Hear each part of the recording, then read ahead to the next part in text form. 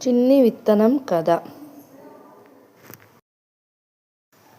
ఒకానొకప్పుడు ఒక పెద్ద గోనె సంచిలో చాలా విత్తనాలు ఉండేవి.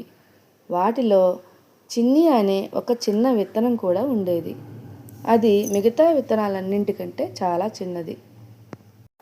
పెద్ద విత్తనాలు తమ గురించి గొప్పలు చెప్పుకునేవి.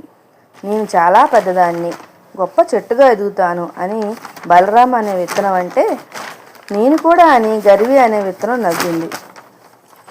చిన్ని వైపు చూసి, నువ్వు చాలా చిన్నదానివి, ఏం ఎదుగుతావులే అని ఎగతాళి చేసేవి. చిన్నికి చాలా బాధ అనిపించింది. కానీ అది తన కళ్ళను మూసుకుని ఒక పెద్ద బలమైన చెట్టుగా మారాలనే తన కలను గుర్తు చేసుకుంది. నేను చిన్నదాన్ని కావచ్చు, కానీ నాలో నమ్మకం ఉంది, నేను కష్టపడతాను అని తనలో తాను అనుకుంది.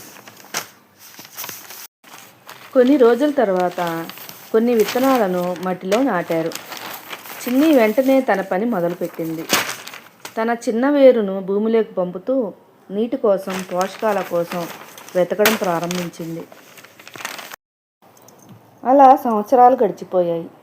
చిన్ని ఇప్పుడు ఒక అద్భుతమైన బలమైన చెట్టుగా మారింది. దాని కొమ్మలు ఆకాశాన్ని తాకుతున్నాయి. దాని కింద అనేక పక్షులు, జంతువులు నివసిస్తున్నాయి.